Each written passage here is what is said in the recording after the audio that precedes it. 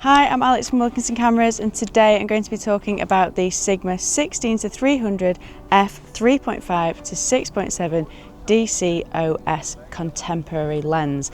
It's an all-in-one, do-it-all, do everything travel zoom from Sigma. It's designed for crop sensor cameras and it's available in Sony E mount, Fujifilm X, L mount and Canon RF mount. And today I've got it on the R7 because this is a really exciting lens for Canon users in particular, because there's not much else like this available for you guys at the moment.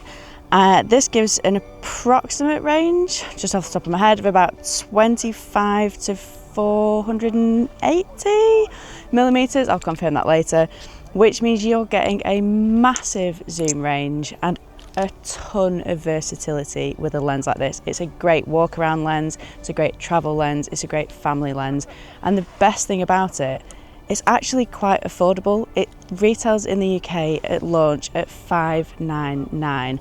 And I think that is a bargain. So we're going to test it today in RHS Bridgewater to get some bits of stills and some video, but I've already had it for a full weekend. I've shot hundreds of shots of this, of my weekend in the Lake District with my friends, and I've really enjoyed using it. So we're going to show you a ton of samples and hopefully you'll enjoy it as much as I have.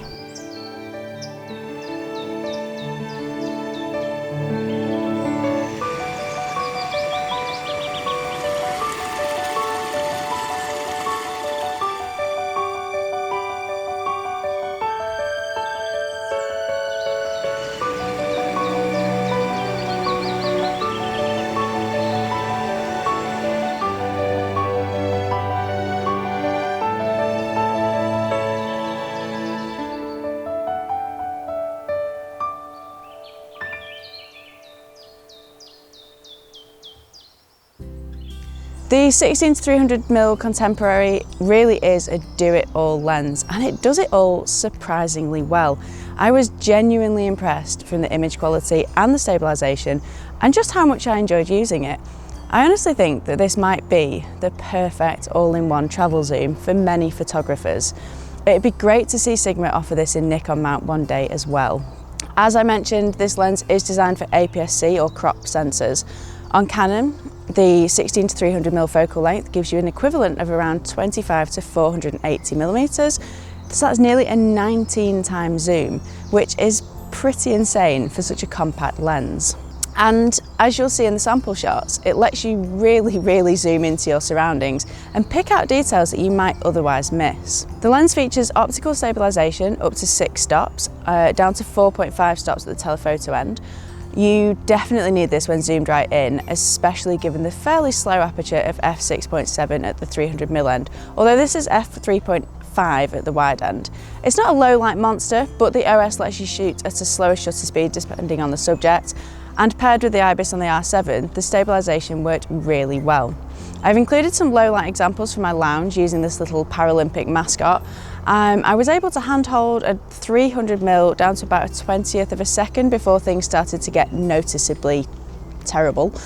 Bear in mind that the lens size and weight do make slower shutter speeds a bit more challenging. Later in the day, you'll see as the golden hour arrived, the light was still pretty decent, but you can see how the lens performed in those softer conditions and in the more harsh lighting conditions with more shadow coming in. Autofocus isn't lightning fast, but it's certainly not slow. The lens uses 2 HLA linear motors, which work well. Even as the light began to dip, I had no problem capturing the kids or my friend, none of whom tend to stand still for very long. Earlier in the day, I also managed to get birds in action. The EOS R7's subject recognition and excellent AF system help a lot, but crucially, the lens didn't hold it back noticeably for everyday action shots. So speaking of autofocus, the lens is pretty basic in terms of handling and design. There's no AF/MF switch at all. The only control on the body is a lens lock switch to prevent creep when not in use. The zoom actually is quite stiff, deliberately so, I've actually locked it there, deliberately so because with such a long lens and a zoom design, it could lead to lens creep where it extends under its own weight. I got used to the tightness pretty quickly and I didn't find this to be a problem. The lens has a zoom ring that turns about 90 degrees, so to go from 16 to 300mm is very quick and it's easy to move through the whole focal range while keeping things balanced. There's also a focus ring at the rear, but you don't have an AF/MS switch and you will need to change this in the camera itself on the body. It feels well made and solid. It certainly doesn't feel cheap, and it comes with a lens hood. Zoom lenses like this can be prone to letting in dust over time, but Sigma lists this as being dust and splash resistant. How well that holds up long term, we'll see, but I wouldn't worry about a light shower of rain. The front element is also oil and water repellent, and I found that it stayed clean all day, despite forgetting my lens cap. Don't worry, I use a camera wrap, so it wasn't a big issue, but it's nice to know that if you do forget it, it's not the end of the world. The filter thread is 67mm, it's a nice common size. You might already have filters for this. The lens is about 12 centimeters long and 8 centimeters in diameter, with only a small size difference between the different mounts.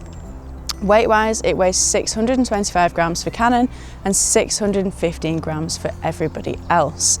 Sigma's applied coatings on the elements to reduce flare and ghosting, and I haven't noticed this being an issue in any of my shots.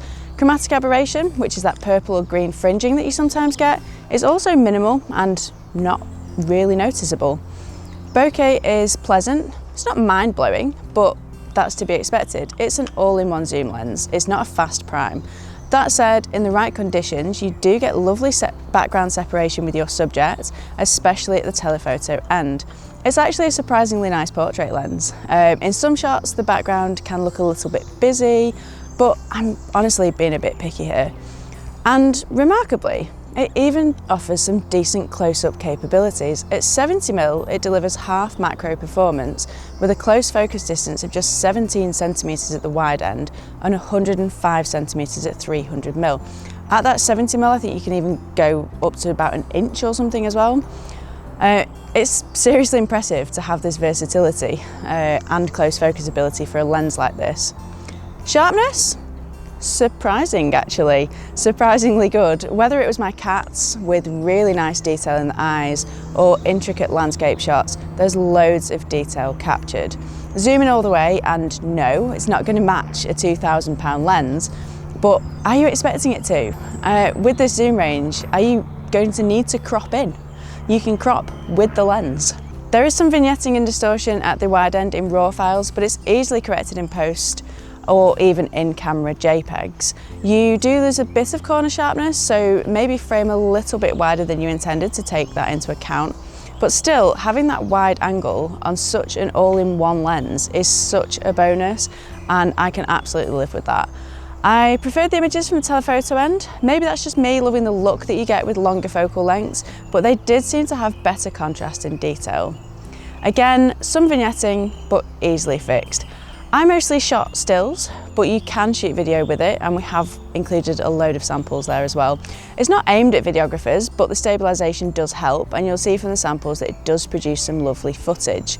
You could maybe use it for vlogging thanks to that 16mm wide end, but I'd probably want it on a tabletop tripod. It would be pretty heavy for arm's length holding at any great time. We've just done some video autofocus tests and focus breathing tests.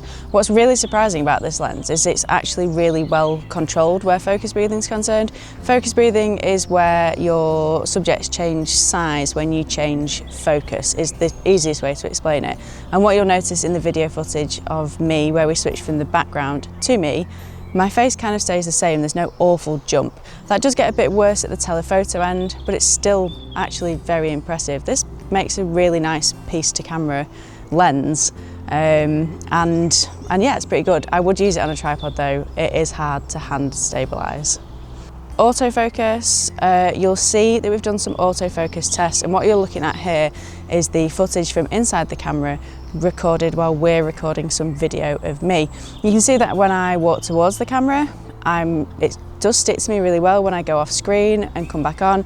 It jumps very quickly to me. When I turn around, it jumps back to me. Now, obviously part of this is the very powerful autofocus in the EOS R7, but that can only work if you have a lens with decent autofocus as well. And this autofocus was surprisingly fast and actually quite capable. The only time we had some problems was when I was very, very small in the frame, for example, at the very wide end, where I'm much, much smaller, and it did struggle a little bit more as I got further away from the lens. But that is to be expected from a wider angle lens. So I'm not troubled by it. I'm pretty impressed with the autofocus on the whole. This lens just continues to surprise me. It's really very good, and particularly for the price. Honestly, I was expecting this lens to be a bit meh. I just expected it to be okay. Something I'd shoot a few photos with to take for the review video. But I took hundreds of shots, not because I had to, but because I really wanted to. I really enjoyed using it. It's much, much better than I expected, and particularly for an all-in-one zoom. And it's a lot less expensive than I was expecting as well. The UK price at the time of filming is just $599. For Fuji or Sony shooters, you might be considering this alongside the Tamron 18-300mm, which is a very similar price point, and it's a similar type of lens. There's not too much between these lenses in all honesty, but for Canon shooters, there's really only the RFS 18-150 kit lens to compare to. And if you want more reach and better quality than that offers, then this Sigma 16-300 is going to be a no-brainer. You can buy every mount version of this lens in the UK from Wilkinson Cameras. I will drop the links below so that you can check the latest prices. And I think this is going to be a really popular choice, especially for Canon EOS R7, R50, R10 users who want one lens to do everything. If that's you, buy it, you're not going to regret it, and preferably buy it from us, which you're also not going to regret. I hope you love the sample photos. Let me know in the comments if you like this lens, if you like the video, if you've got any questions, or just to say hi. We love hearing from you. Thank you so much for watching, and we'll see you really soon.